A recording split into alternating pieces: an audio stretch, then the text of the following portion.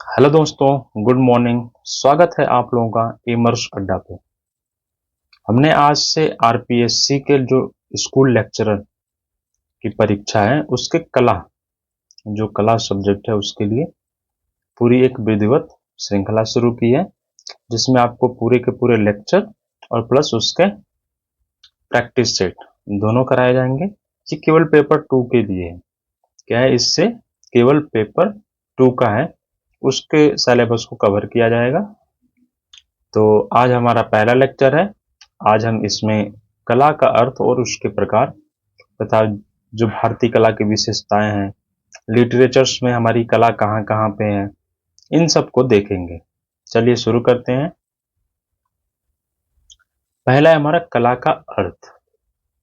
तो कला का अर्थ क्या है कि मनुष्य की रचना, मानव की वह रचना जो उसके जीवन में आनंद प्रदान करे, कला कहलाती है। कला की परिभाषा क्या हो गई? मनुष्य की वह रचना जो उसके जीवन में आनंद प्रदान करे, वो कला कहलाती है।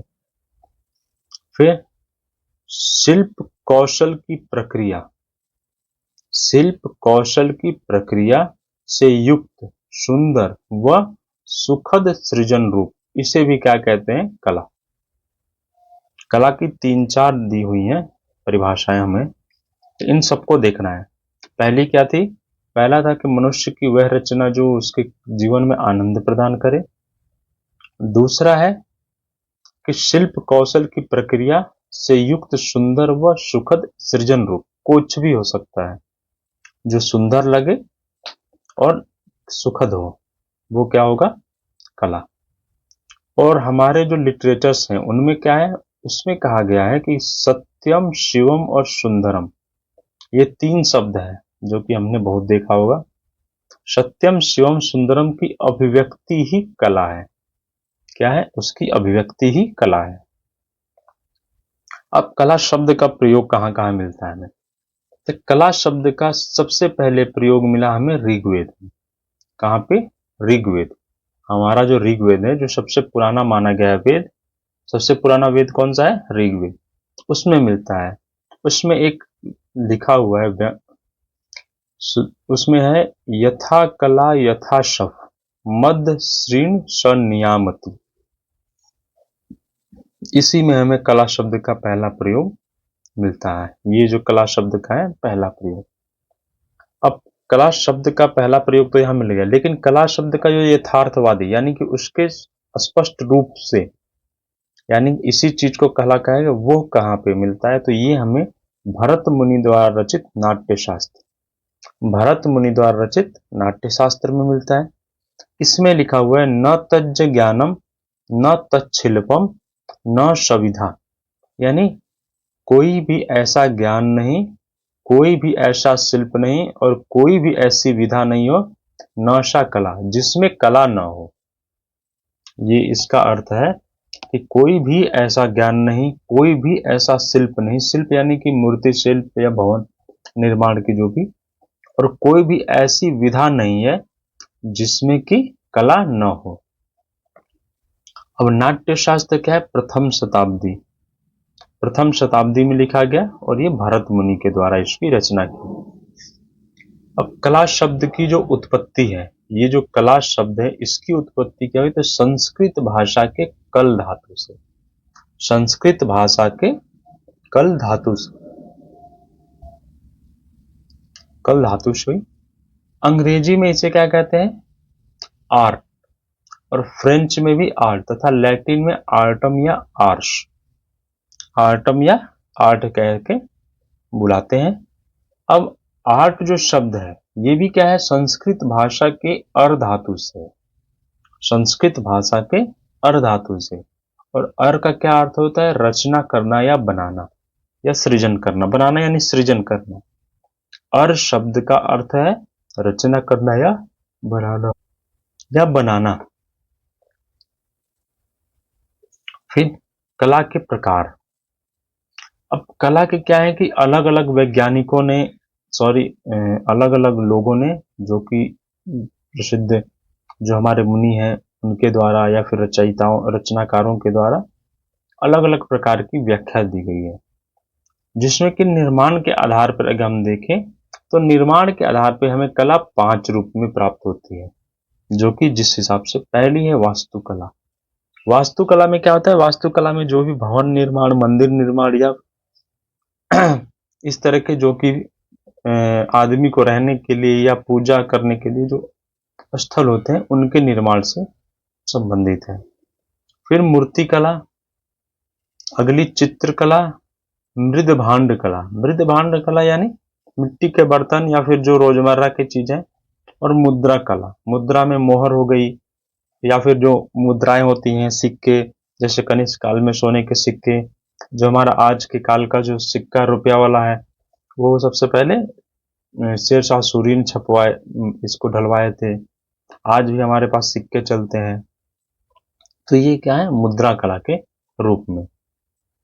लेकिन भरत मुनि जी ने अपने जो भरत मुनि के हिसाब से मुख्य कला और गौड़ कला, 2 तरह की कलाओं का उल्लेख मिलता है। कौन कौन से, मुख्य कला और गौड़ कला। ये किस में मिलता है, इनके नाट्य शास्त्र में।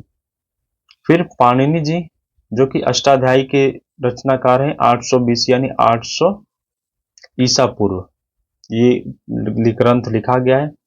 इन्होंने इसमें 2 कलाओं का किया है, एक कारुकला और चारुकला।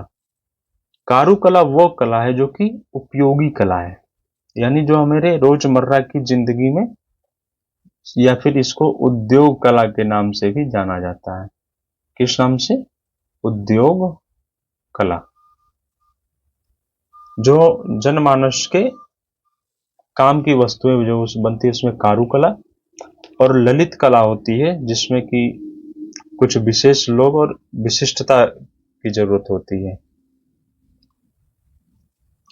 फिर अगले हीगल हैं। हीगल क्या है, वेस्टर्न यानी पश्चात एक कला इतिहासकार हैं, कला समीक्षक हैं। इन्होंने कला को 2 प्रकार में बांटा, 2 भागों में, एक तो दृश्य कला और दूसरा श्रव्य कला। जो आंखों से देखी जाए वो दृश्य कला, जिसको सुना या महसूस किया जाए वो क्या, श्रव्य कला। फर्दर इन्होंने इससे क्या किया है, आगे और भाग किए, जैसे दृश्य कला के अंतर्गत चित्रकला को रखा, वास्तुकला को, शिल्प, मूर्ति कला को या मूर्ति शिल्प, और श्रवण में इन्होंने संगीत और काव्य। अब इसके अलावा इन्होंने कहा कि जो काव्य कला है, हीगल के अनुसार जो काव्य कला वो उच्च कोटि की कला है, प्रमुख कोटि यानी उच्च कोटि की, और वास्तुकला को सबसे निम्न कोटि की कला मानी है। काव्य कला को सबसे उच्च कोटि और वास्तुकला को सबसे निम्न कोटि। फिर क्षेमेंद्र जी ने, क्षेमेंद्र जी कहाँ के थे, ये जम्मू कश्मीर। इनकी पुस्तक जो कला विलास है, इन्होंने इसमें कला के अलग अलग रूप दिए, यानी कि सबकी कलाएं अलग अलग हैं। जैसे सुनारों की कला 64 है, जन उपयोगी 64 और वेश्या भी 64। सुनार जन वेश्या 64। फिर सार, सार से 100 भी मान सकते हैं, सार कला 100 है। फिर धर्म अर्थ काम मोक्ष 32। कायस्थों की कला 16 है, और भेषज यानी वेशभूषा से संबंधित जो कला है वो 10 है। ये क्या है, क्षेमेंद्र जी की जो पुस्तक कला विलास है, ऐसा उल्लेख मिलता है। फिर जो कला का वैज्ञानिक जो कला को बांटा गया है वो इस प्रकार है कि कला को 2 भागों में, एक तो ललित कला और दूसरा उपयोगी कला के रूप में बांटा गया है। अब ललित कला में क्या है, रूपप्रद कला जो देखा जाए, और अरूपप्रद कला यानी जो न दिखाई दे। रूपप्रद कला में क्या है, चित्रकला, वास्तुकला और मूर्ति कला, और रूपप्रद में संगीत कला और काव्य कला हो गया। अब उपयोगी कला में क्या है, जो कि कपड़ों की जैसे रंगाई है, बुनाई है, व्यवसायिक गतिविधियां यानी औद्योगिक में, रोजमर्रा की वस्तुएं जैसे कि कोई भंडारण के पात्र हो, या फिर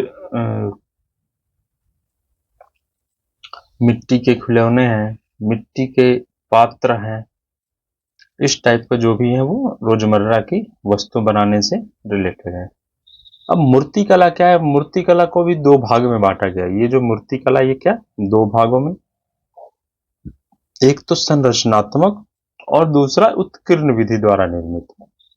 संरचनात्मक यानी कि उसकी संरचना जैसे सीमेंट द्वारा, कंक्रीट द्वारा, पीओपी, धातु, किसी धातु से, हाथी के दांत से, पत्थर से और मिट्टी से आदि से बनाना। और उत्कीर्ण विधि क्या होती है कि इसमें उत्कीर्ण विधि के दो भाग हैं, एक लो रिलीफ, हाई रिलीफ। लो रिलीफ यानी कम उभार, हाई रिलीफ यानी कि ज्यादा उभार। ये क्या है, कोई भी चीज एक सपाट चीज है, जैसे लकड़ी ही हो या फिर किसी, आप उसको मान सकते हैं पत्थर है, उस पे क्या है, उस पे गढ़ाई करके, हल्के हल्के गढ़ाई करके उसको बनाया जाए, तो उसमें क्या उत्कीर्ण विधि। उसमें लो रिलीफ यानी बहुत हल्की हल्की कढ़ाई की गई है तो लो रिलीफ, और ज्यादा यानी कि गहरी रेखाओं को बना के किया गया तो हाई रिलीफ के तहत आएगा।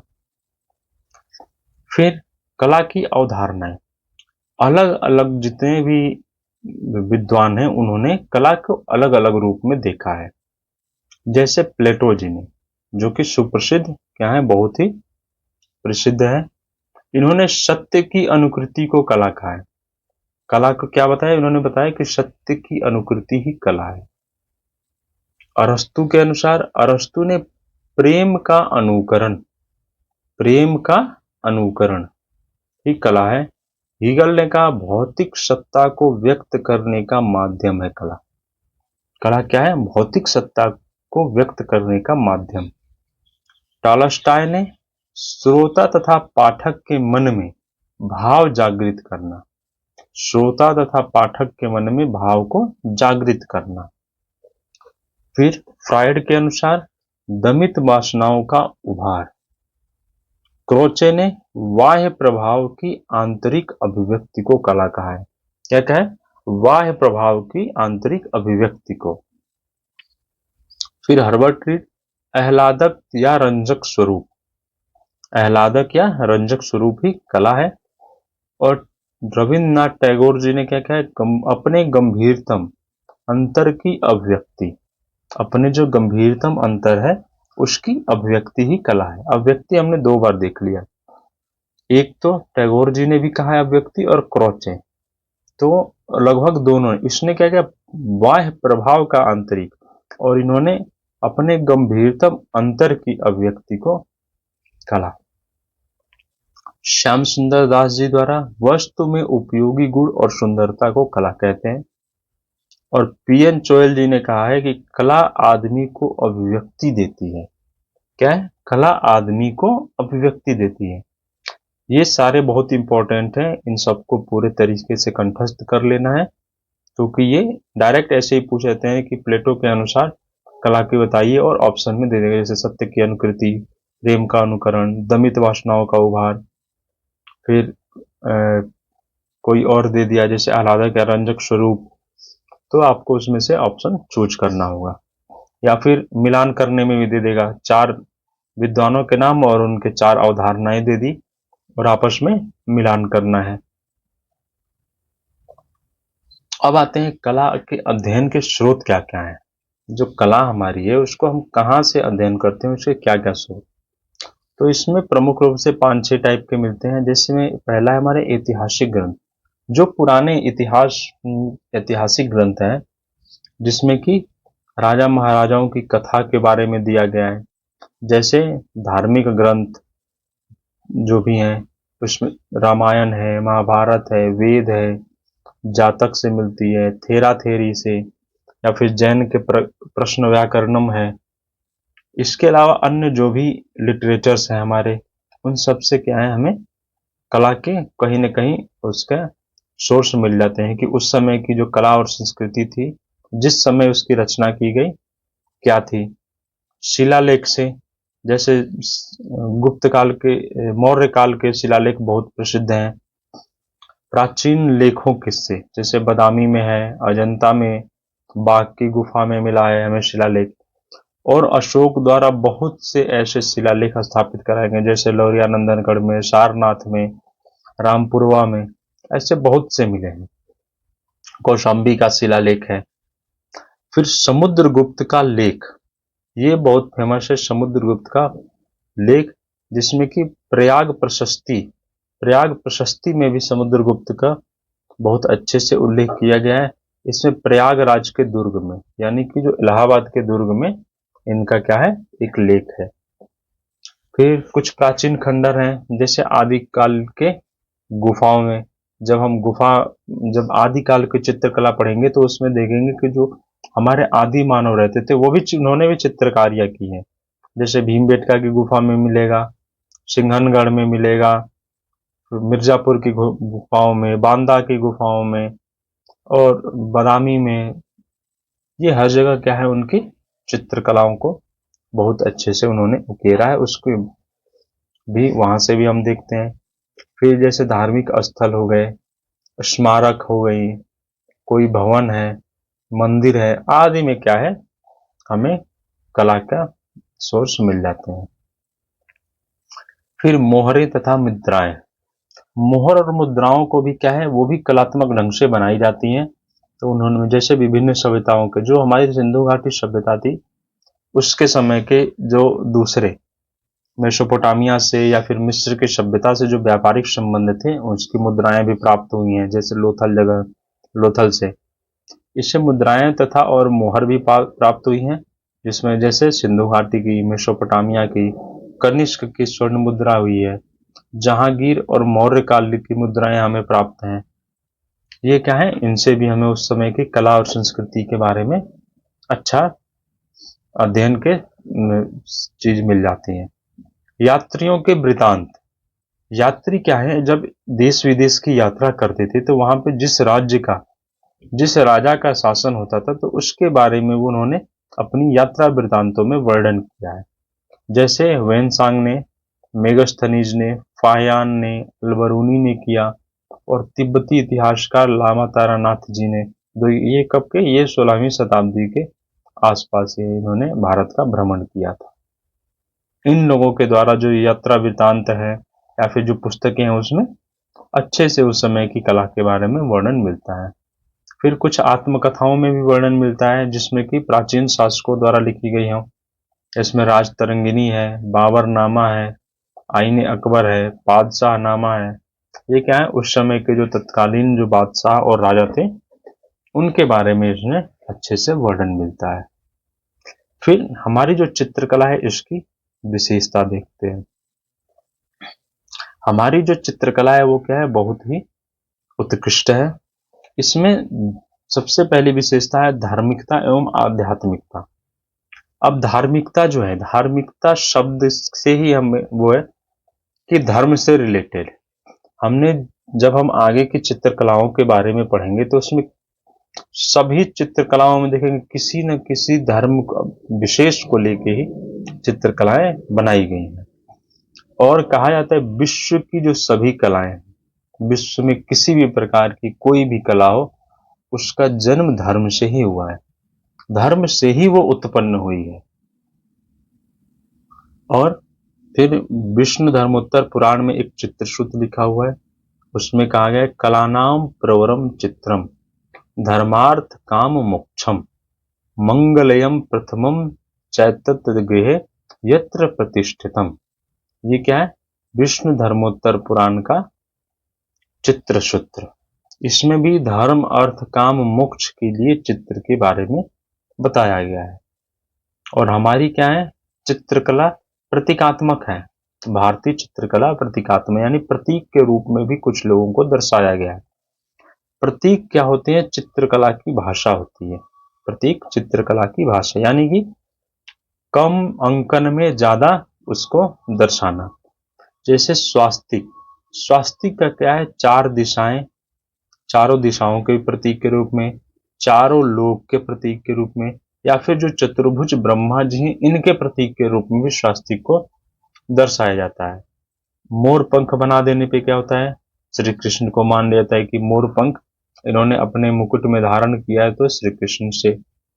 फिर लिंग, नाग या जटाजूट, अगर ऐसा कहीं भी बना हो तो भगवान शंकर से उसको रिलेट किया जाता है।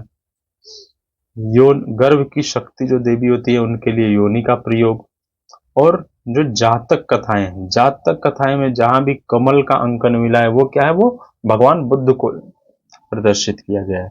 यानी जहां भी बुद्ध को प्रदर्शित करना हो वहां पे कमल, बहुत जगह ऐसे मिले हैं कि कमल को बना दिया गया है या फिर कमल से इनको संबंध किया गया है।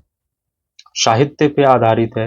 हमने देखा कि जो हमारे पुराने लिटरेचर्स हैं वो क्या है, अध्ययन के स्रोत हैं। तो जब हम साहित्य, एक तो वो हो गया, और दूसरे जो साहित्य, जो प्रसिद्ध साहित्य थे जैसे गीत गोविंद हुआ या फिर और भी कुछ हो, उन पे क्या है, उनकी रचनाओं पे आधारित चित्रण हुए हैं। गीत गोविंद पे आधारित पहाड़ी और जो राजस्थानी चित्रकला शैली, जो लोक चित्र शैली, उसमें बहुत मिलेगा, हम देखेंगे। फिर पाल शैली में पोथी चित्रण हुआ है, जैन और अपभ्रंश शैलियों में भी पोथी चित्रण हुआ है। इन सब में हम बहुत अच्छे से देखेंगे कि उसमें चित्र क्या किए गए हैं, उनके जो साहित्य यानी कि जो रचनाएं हैं उस पे चित्रण किए गए हैं, जो कवियों और लेखकों द्वारा रचित ग्रंथों और विषयों पे चित्रण है। फिर अंतः प्रकृति से अंकन। अब जैसे हम जो कला की अवधारणा पढ़ रहे थे उसमें भी देखा हमने कि जो मनुष्य के जो अंतः है, प्रकृति है, अव्यक्ति है, उसको दर्शाया गया है चित्रकला के। तो उसमें क्या है, अंतः प्रकृति से यानी भारतीय चित्रकला को अंतःकरण से प्रदर्शित किया गया। जैसे अजंता के पद्मपाणी, मरणासन राजकुमारी, प्रकृति, सरोवरों को दिखाया गया, रंग महल को, और विचार मग्न बुद्ध, ये सबसे श्रेष्ठ इसके उदाहरण है। अंतर यानी कि विचार विचलित है, वो क्या कर रहे हैं, विचार कर रहे हैं उस समय। हमारी क्या है, आदर्शवादिता। आदर्शवादिता में क्या है, यथार्थ की अपेक्षा कल्पनातीत आदर्श का प्रयोग, यानी कि यथार्थ की अपेक्षा कल्पनातीत आदर्श का प्रयोग किया गया है। रेखा एवं रंग, जानते हैं भारतीय चित्रकला रेखा और रंग दोनों ही प्रधान है। भारतीय चित्रकला की रेखा और रंग दोनों प्रधान है। जैसे भारतीय चित्रकला रेखा प्रधान तथा रेखाओं द्वारा बाह्य सौंदर्य को प्रस्तुत किया गया है। रेखाओं द्वारा क्या है, बाह्य सौंदर्य को प्रस्तुत किया गया है। कलाकारों के नाम, ये जब लघु चित्रण शैलियां शुरू हो गई तो उसमें क्या है, कलाकार अपने नाम लिखने लगे। कलाकार जैसे राजस्थानी, मुगल शैली, पहाड़ी शैली में जो चित्रों के नीचे कलाकारों के नाम मिलते हैं, यानी उनके सिग्नेचर हो या जो भी। अब उसमें कई जगह ऐसे मिले हैं कि अगर रेखांकन किसी और ने किया तो उसका भी नाम है, रंग किसी दूसरे चित्रकार ने भरा तो उसका भी नाम उसमें अंकित किया गया है। फिर कल्पना। अब कल्पना हमने देखा है कि जो यथार्थ की अपेक्षा काल्पनिक आदर्श का प्रयोग किया गया है। तो कल्पना क्या है, सबसे जो श्रेष्ठ उदाहरण है वो ब्रह्मा विष्णु महेश में है, यानी जो त्रिमूर्ति त्रिमूर्ति जो दिखाई गई है वो क्या है, एक कल्पना की श्रेष्ठ उदाहरण है। इसके अलावा बुद्ध की जो जातक है वो पुनर्जन्म, पिछले जन्म, उनसे कल्पना करके लिखी जितनी भी जातक कथाएं हैं उसमें ये बुद्ध को अलग अलग रूपों में दिखाया गया, यानी कि उनकी अलग अलग रूप की व्याख्या की गई है। फिर नटराज, जिससे कि नटराज स्वरूप जो क्या है, कल्पना का उत्कृष्ट उदाहरण है। नटराज का जो स्वरूप है उसमें तांडव नृत्य को दिखाया गया है, और कहा जाता है कि नृत्य कला का जो जन्म है वो नटराज से है। जो नटराज का है वहीं से नृत्य कला का जन्म हुआ है। अंग की मुद्राओं द्वारा, यानी अलग अलग जो प्रस्तुतिकरण, जैसे नाटक या जब नृत्य प्रस्तुत होते हैं तो अलग अलग मुद्राओं के लिए अलग अलग अंग का प्रदर्शन, यानी अंगों की अलग अलग मुद्राओं से अलग अलग भावों को प्रकट किया जाता है। जैसे नृत्य एवं नाटक अभिनय में अंगों द्वारा विभिन्न भावों के लिए अलग अलग मुद्राओं का प्रयोग। और भरत मुनि द्वारा नाट्य शास्त्र के जो अभिनय प्रकरण है उसमें इसका विधिवत वर्णन मिलता है। क्या है, बहुत ही अंग की मुद्राओं का, यानी किस भाव को प्रकट करने के लिए कैसी मुद्रा बनानी है उसका विधिवत वर्णन है। अलंकारिता, बिना अलंकरण के तो कुछ भी बोझ नहीं होता। जैसे भारतीय चित्रकला में अलंकारिता कूट कूट के भरी है। जैसे क्या है, हाशियों में अलंकरण, जब लघु चित्र शैलियां देखेंगे तो हाशियों में अलंकित हाशिए मिलते हैं। नेत्र अलंकरण बहुत, जैसे कहीं खंजनाकृत है, कहीं परली आंख है, कहीं मीनाकार मिलेगी, कहीं मत्स्याकार, कहीं बड़ी आंखें, ये अलग अलग नेत्र के अलंकरण मिलेंगे। कहीं कर्ण स्पर्शी आंखें मिलेंगी, नासिका का अलंकरण, नाक के अलग अलग रूप, फूल पत्ती द्वारा, बेल बूटों द्वारा आदि के द्वारा अलंकरण किया गया है। फिर आता है सामान्य पात्र। इसमें भारतीय कला में अंग प्रत्यंग के माप एवं रूप निश्चित है। अंग प्रत्यंग के माप और रूप, इसके जो रूप है वो क्या है, निश्चित है। जैसे बालक को बनाना है तो क्या माप होगी, वयस्क को बनाना है, राक्षस को बनाना है, इस टाइप के अलग अलग क्या है उनके माप और उनके अंगों को बनाना है। और चित्रकला के षडांग, जो 6 अंग हैं चित्रकला के, क्या है 6 अंग है, उसे षडंग के नाम से जाना जाता है। इसे ये जो षडंग है ये कहां से, जो कामसूत्र वात्स्यायन द्वारा रचित कामसूत्र है उसका एक टीका ग्रंथ है जयमंगला। उसका टीका ग्रंथ क्या है, जयमंगला।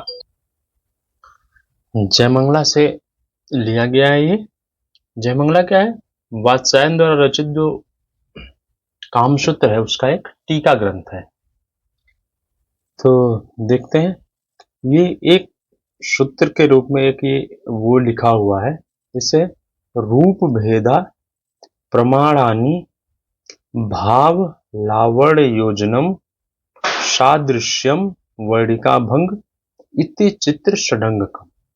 पहला क्या है, रूप भेद, दूसरा प्रमाण, तीसरा भाव, चौथा लावण्य योजना, पांचवा सादृश्यम और छठवां है वर्णिकाभंग यानी कि रंग। इति चित्र षडंगकम, ये क्या है, चित्र के 6 भाग हैं। षड अंग यानी कि 6 अंग हैं। अब जो षडंग है ये केवल क्या है, चित्रकला से संबंधित है, ये पूरी कला से नहीं है, केवल क्या है, चित्र कला से संबंधित है। और षडंग के लेखक कौन है, यशोधर पंडित जी। यशोधर पंडित जी ये क्या थे, जो राजा जयसिंह, जयपुर के राजा जयसिंह थे, इनके सभा के एक विद्वान थे, इनके सभा के विद्वान थे। और षडंग का सिद्धांत कामसूत्र से, कामसूत्र के टीका ग्रंथ जयमंगला के कामसूत्र का यानी कि जो सिद्धांत है वो कहां से, कामसूत्र से लिया गया है। और एक पुस्तक है भारतीय चित्र के षडंग, भारतीय चित्र के षडंग, इसको किसने लिखा है, अवनिंद्रनाथ ठाकुर जी ने। अवनिंद्रनाथ ठाकुर या अवनिंद्रनाथ टैगोर भी बोलते हैं। ये क्या है, जो टैगोर रविन्द्रनाथ टैगोर जी के परिवार से है, अवनिंद्रनाथ टैगोर जी। अब जो 6 षडंग है, 6 अंग हैं, वो कौन कौन से हैं। पहला है रूप भेद। रूप भेद यानी दृष्टि का ज्ञान, जो हमें दिख रहा है, एक मानव की आकृति बनाई गई तो जो हमें दिख रहा है वो क्या है, रूप भेद। फिर प्रमाण, प्रमाण क्या है, अनुपात, ठीक अनुपात हो, माप हो और बनावट।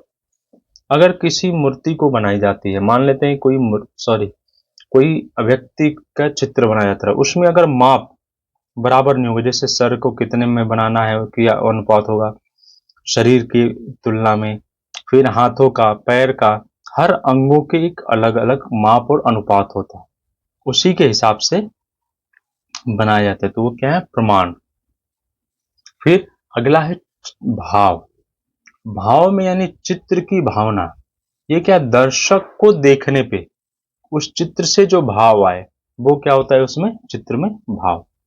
फिर लावण्य योजना, लावण्य योजना को कई बार पूछा गया है, कोई हर परीक्षाओं में पूछा भी जाता है। ठीक है, बाह्य सौंदर्य का समावेश, कि जो बाह्य सौंदर्य का, चित्र में बाह्य सौंदर्य का समावेश क्या कहलाता है, वो क्या है, लावण्य योजना।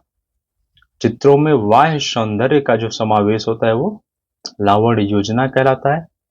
फिर सादृश्यम, सादृश्यम यानी रूपों के समान आकृति, रूपों के समान आकृति। और वर्णिका भंग क्या है, वर्ण क्या है, रंग, रंग भर का कलात्मक प्रयोग, रंगों के प्रयोग में कलात्मकता, ये क्या है, वर्णिका भंग। अब कुछ माप होते हैं, जैसे जो हमने प्रमाण में देखा, यानी अगर बालक का चित्र बनाना हो तो उसके पूरे शरीर का माप क्या होगा, 5 ताल का। कितना, 5 ताल का। जैसे बाल गोपाल यानी श्री कृष्ण का। फिर अगर कुमार का बनाना हो तो क्या है, 8 ताल में बनेगा। ये क्या है, वामन। वामन, वामन किसके, कृष्ण के वामन अवतार। फिर मानव का बनाना हो तो वो 10 ताल, जैसे राम का, कृष्ण का, शिव का। ये क्या है, मानव का, जो एक अपेक्षित मानव होता है।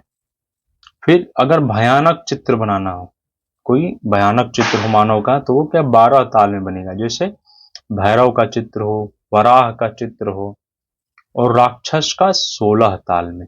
राक्षस का किसमें, 16 ताल, जैसे कंस का चित्र, रावण का चित्र आदि है। फिर अब आता है हमारे जो लिटरेचर्स, साहित्यों में चित्रकला का किस प्रकार से वर्णन मिलता है। हमारे जो पुरातन साहित्य है उसमें चित्रकला के बारे में क्या क्या वर्णन मिलता है, हम उसे देखेंगे। जैसे सबसे पहला हमारा है महाभारत। महाभारत की रचना 600 ईसा पूर्व से 500 ईसा पूर्व के बीच की मानी जाती है। वेद व्यास जी द्वारा इसकी रचना की गई है। इसमें क्या है, जो रूप भेद है, रूप भेद के कितने 19 प्रकारों का वर्णन मिलता है। रूप भेद के 19 प्रकारों का वर्णन। और उषा अनिरुद्ध की प्रेम कथा का वर्णन है। उषा और अनिरुद्ध, अनिरुद्ध कौन थे, अनिरुद्ध प्रपौत्र थे श्री कृष्ण के, श्री कृष्ण के प्रपौत्र थे। तो ये उषा के स्वप्न में ये राजा जो अनिरुद्ध की छवि आती है, राजकुमार। तो इन्होंने, उषा ने अपनी किससे, चित्रलेखा उसकी सहेली थी, उसे बताया। चित्रलेखा क्या थी, चित्र बनाने में, छवि चित्र बनाने में पारंगत थी। इसने उस समय के जो भी प्रसिद्ध राजकुमार थे उनके चित्र बनाए, जिसे देखकर उषा ने अनिरुद्ध की छवि को पहचान लिया, अनिरुद्ध की छवि को पहचान लिया था। तो चित्रलेखा द्वारा अनिरुद्ध की छवि बनाने का उल्लेख है। और जो इंद्रप्रस्थ का महल है, इंद्रप्रस्थ का जो महल जो कि पांडवों ने बनवाया था, उसके वास्तुकार कहाँ, फारस देश से आए थे, और इनको असुर कहते थे। क्या, असुर कहते थे। फिर साहित्य में अगला हमारा है रामायण। रामायण भी 600 ईसा पूर्व से 500 ईसा पूर्व पुराना रचित ग्रंथ है। इसकी रचना महर्षि वाल्मीकि जी द्वारा की गई, और इसमें शिल्प शब्द का प्रयोग किया गया है।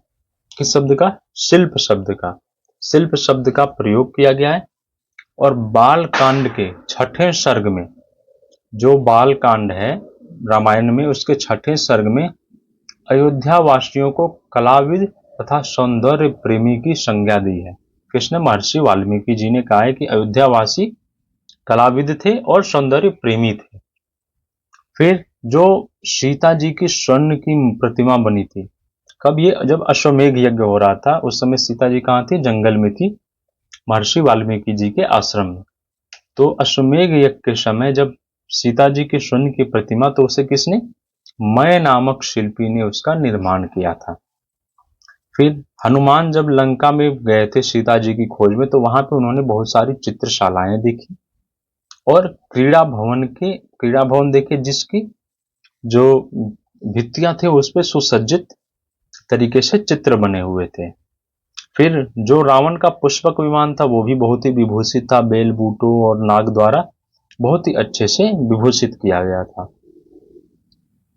अयोध्या के राजप्रसाद में भी भित्ति चित्र का उल्लेख मिलता है। फिर चित्रशाला गृहाणी नाम का एक उल्लेख मिलता है इसमें, क्या है, रामायण में। अगला हमारा है अष्टाध्यायी। ये 500 ईसा पूर्व का ग्रंथ है। इसकी रचना किसने, पाणिनि जी ने की। किसने की है, पाणिनि जी ने। यह चारुकला तथा कारुकला का उल्लेख है। चारुकला और कारुकला। कारुकला क्या है, उपयोगी कला। चारुकला जिसमें ललित कला के रूप में भी जानते हैं। इसमें चित्रों के अंकन की विधि का विस्तृत वर्णन है। अष्टाध्यायी में क्या है, जो चित्र को अंकित कैसे करना है उसकी विधि का विस्तृत वर्णन किया गया है। नेक्स्ट हमारा नाट्यशास्त्र। नाट्यशास्त्र प्रथम शताब्दी ईसा पूर्व का है। ये क्या है, भरत मुनि द्वारा रचित है। किसके द्वारा, भरत मुनि के द्वारा। इसमें कला शब्द का यथार्थ प्रयोग मिलता है, और 3 रंग, लाल, पीला और श्याम, श्याम यानी काला, को मूल रंग माना है। किसने? नाट्य शास्त्र के द्वारा भरत मुनि जी ने। और इन्होंने कहा है कि सफेद रंग तथा इनको आपस में मिला के अन्य रंगों की रचना होती है। सफेद रंग को इसमें मिलाया जाए या फिर इनको आपस में मिला के क्या है, अलग अलग तरीके के रंग बनाए जाते हैं। फिर नाट्यशाला की भित्तियों पर चित्र के बनना, यानी इन्होंने ये भी कहा है कि जो नाट्यशाला होती है उसकी भित्तियों पे अलग अलग अंग भंग के क्या है, चित्र बनने चाहिए। नेक्स्ट है हमारे कालिदास द्वारा जी रचित मेघदूत और रघुवंशम। कालिदास जी ने इसकी रचना की। इसमें जो मेघदूत है इसमें विरहनी यक्षी द्वारा यक्ष के चित्रण का वर्णन मिलता है कि विरहनी यक्षी जो है उसने यक्ष का चित्रण बनाया। और उस समय स्त्री पुरुष दोनों, इसमें ऐसा उल्लेख है कि स्त्री पुरुष दोनों ही चित्रकारी करते थे। देवी देवताओं के चित्र बना के उनकी पूजा की जाती थी और मंगल कामना के लिए घरों तथा आंगनों में चित्र या जैसे रंगोली बनाते हैं हम ऐसे बना के पूजा की जाती थी। और जो रघुवंशम है उसमें क्या है, ललित कला शब्द का उल्लेख मिलता है। जो रघुवंशम ग्रंथ है उसमें ललित कला शब्द का उल्लेख मिलता है। फिर कादम्बरी, कादम्बरी 700 ईस्वी का है, बाणभट्ट जी द्वारा रचित। इन्होंने 5 शुद्ध वर्णों का उल्लेख किया है इसमें। कौन सा? नील या नीला, पीत, पीला, लोहित, लाल, धवल, सफेद और हरित यानी कि हरा। इसमें सबसे ये है, धवल को सफेद और हरित लोहित को लाल कहते हैं। फिर और 3 तरह के चित्रों के बारे में किया गया। एक तो वर्णचित्र, वर्णचित्र रंगों द्वारा, भाव चित्र और रेखा चित्र। इन तीन टाइप के चित्र का वर्णन मिलता है हमें। फिर हर्षचरित, हर्षचरित भी बाणभट्ट जी द्वारा लिखित है।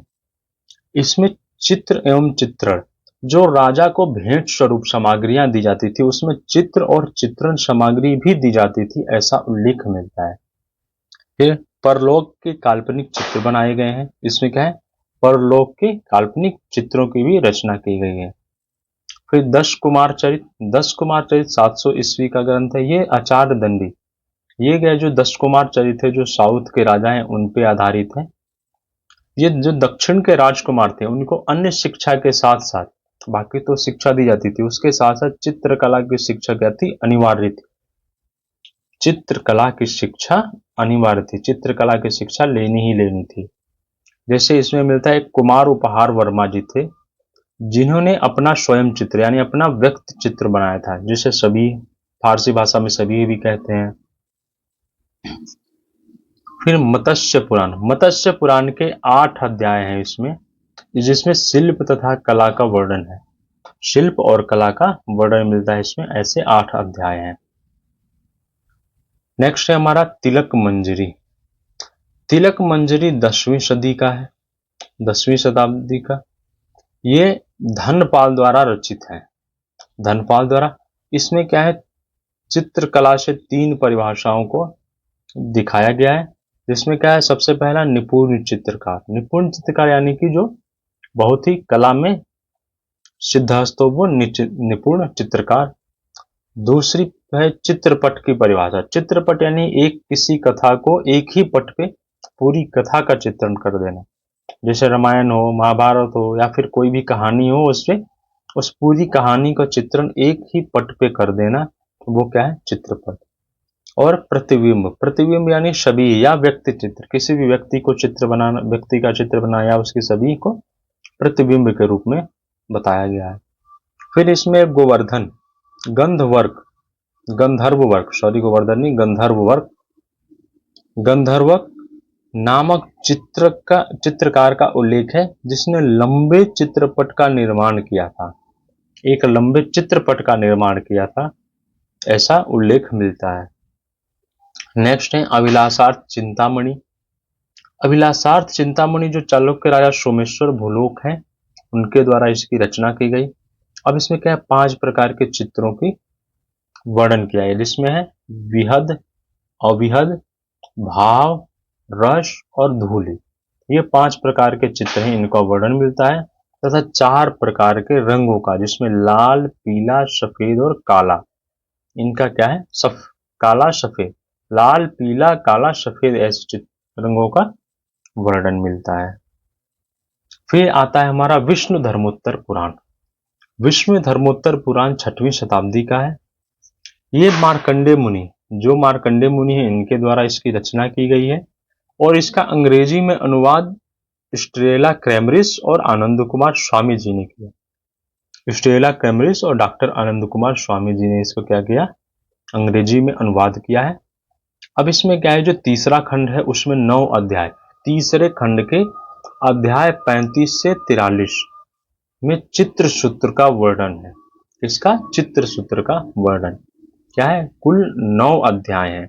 यहां तक भी पूछा गया है कि उसमें कुल कितने अध्यायों में वर्णन है, तो कुल 9 अध्याय में वर्णन है। चित्र सूत्र क्या है, कलानाम प्रवरम चित्रम, कलानाम प्रवरम चित्रम। अब चित्र सूत्र में क्या है, रस कितने माने गए, 9 रस। कौन कौन से, श्रृंगार, हास्य, करुण, रौद्र, वीर, भयानक, विभत्स, अद्भुत और शांत। ये कितने, 9 रसों को माना गया है। 4 प्रकार के चित्र हैं, कौन से, सत्य, वैनिक, नागर और मिश्र, तथा 5 प्रकार के रंग हैं, श्वेत, सफेद, पीत पीला, लाल यानी लाल हो गया, कृष्ण, काला और नीला। ये क्या है, 5 प्रकार के रंग। 5 प्रकार के मनुष्य, जिसमें हंस, भद्र, मालव्य, रोचक और शशक, 5 प्रकार के मनुष्य हो गए। और 5 प्रकार की आकृतियां, जिसमें कौन सा, नर, क्रूर, असुर, बाल और कुमार हो गई। और 4 प्रकार के चित्रणों का उल्लेख है। ये क्या है, ये तीसरे खंड का जो अध्याय 35 से 43 है, इसी में ये सब का उल्लेख मिलता है। 4 प्रकार के चित्रण का, जिसमें लघु चित्र, आकृति चित्र, प्रकृति चित्र और व्यक्ति चित्र, ये क्या है, मिलते हैं। इसके अलावा है हमारा अग्नि पुराण। अग्नि पुराण 200 से 400 ईस्वी के बीच का है। इसमें शिल्प के अनुभागों पर 16 अध्याय हैं। कितने, 16 अध्याय हैं। और 16 में से 13 अध्याय हैं जिसमें मूर्ति कला का उल्लेख है। 16 में से 13 अध्याय ऐसे हैं जिसमें केवल मूर्ति कला का ही उल्लेख है, यानी 3 ही बाकी अध्याय बचे जिसमें अन्य कलाओं का उल्लेख मिल रहा है। फिर पद्म पुराण। पद्म पुराण के सृष्टि खंड में, पद्म पुराण के सृष्टि खंड में भगवान शिव के क्रीड़ागृह के भित्ति पर मयूर और राजहंस के चित्र का उल्लेख मिलता है। जो उनका क्रीड़ागृह है उसके भित्ति पर मयूर और राजहंस के चित्र का उल्लेख मिलता है। और दूसरा, जो उत्तराखंड में केरल राज्य के मंत्री की सुपुत्री ने तीर्थ यात्रा की, जो केरल राज्य के मंत्री की सुपुत्री थी, उसने किसकी, उत्तराखंड की यात्रा की और उसकी एक चित्र पुस्तिका बनाई। उसने किसको, राजकुमारी हेम गौरंगी, राजकुमारी हेम गौरांगी को दिखाया, ऐसा भी उल्लेख है किसमें, पद्म पुराण में। फिर हरिवंश पुराण। हरिवंश पुराण में वही उषा अनिरुद्ध की कहानी का है और चित्रलेखा द्वारा अनिरुद्ध का चित्रण, जो कि हमें कहां पे, महाभारत में भी इसका वर्णन मिलता है। नेक्स्ट है हमारा स्कंद पुराण। स्कंद पुराण का जो महेश्वर और वैष्णव, महेश्वर तथा वैष्णव खंड है, उसमें शिल्प और कला का उल्लेख मिलता है। और राजकुमारी रत्नावली, जो अपने वर का चुनाव क्या, चित्र देख के उन्होंने अपने वर का चुनाव किया था, ऐसा भी उल्लेख है। नेक्स्ट है सुर सुंदरी कहा। सुर सुंदरी कहा क्या है, जैन ग्रंथ है। ये प्राकृत मागधी भाषा में लिखा गया है। इसमें भी चित्रकला का वर्णन मिला है। क्या है, चित्रकला का वर्णन मिला है। नेक्स्ट हमारा प्रश्न व्याकरणम। प्रश्न व्याकरणम क्या है, जैन का व्याकरण ग्रंथ है। इसमें 3 श्रेणी के चित्र का उल्लेख है। पहला है संचित। संचित यानी कि जो जीवित है, मानव, पशु, पक्षी। अचित, प्रकृति का, जैसे नदी, पहाड़, आकाश। और मिश्र यानी दोनों को मिला के। और इसके अलावा जो चित्र लकड़ी, कपड़े तथा पत्थर पर अनेक रंगों से उकेरे जाते थे, उनका सामूहिक नाम क्या था? लेम्पकम। ये इंपॉर्टेंट है। लेम्पकम किसे कहते हैं? ये प्रश्न व्याकरणम के अनुसार जो चित्र कपड़े, पत्थर या अनेक रंगों के योग से उकेरे जाते थे उनका लेम्पकम कहते थे। अगला हमारा है विनय पिटक। यह बौद्ध ग्रंथ है, पाली भाषा का बौद्ध ग्रंथ। इसमें राजा प्रसेनिध के रंग महलों तथा क्रीड़ा गृह का वो है, जिसमें चित्र का वर्णन मिलता है, और उन्होंने एक चित्र संग्रहालय की भी स्थापना की थी, ऐसा भी वर्णन है। किसकी? चित्र संग्रहालय की। फिर कामसूत्र। कामसूत्र वात्स्यायन जी द्वारा रचित है। इसका जो तीसरा अध्याय है उसमें क्या है?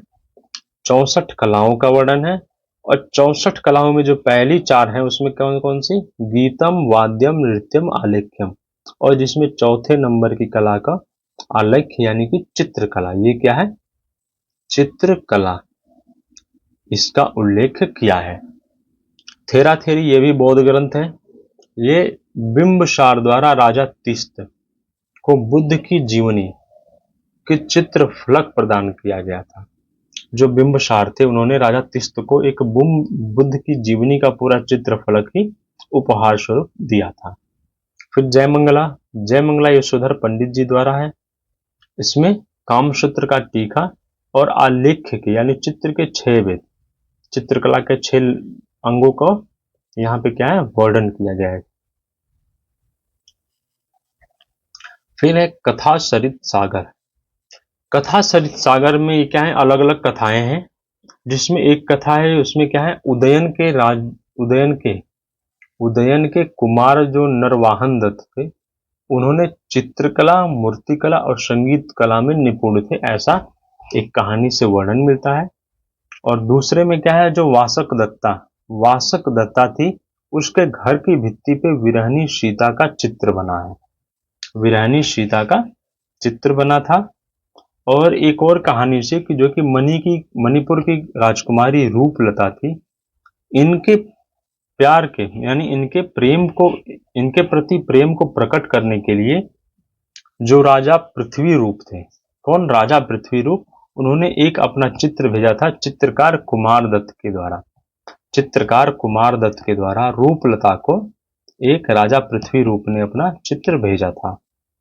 और एक और कहानी में उल्लेख है कि राजा नरवाहन दत्त चित्रकला की प्रतियोगिता का आयोजन करते थे और बड़े बड़े चित्रकारों को पराजित करता था। कौन? राजा नरवाहन दत्त। जैसे कि इसमें हमने देखा उदयन का जो कुमार नरवाहन दत्त था, यही राजा नरवाहन दत्त, इसने क्या चित्रकला, मूर्तिकला और संगीत तीनों में निपुण था। तो इस तरह से हमने कला के परिचय को इसमें देखा, भारतीय चित्रकला का विशेषता, लिटरेचर्स में हमारे कला के बारे में क्या क्या कहा गया है उनको देखा, और कला के षडंग यानी कि चित्रकला के 6 अंग के बारे में देखा। अगर वीडियो अच्छा लगे तो इसे लाइक करें, चैनल को सब्सक्राइब करें तथा ज़्यादा से ज़्यादा शेयर करके इसे अपने दोस्तों तक पहुंचाएं। धन्यवाद।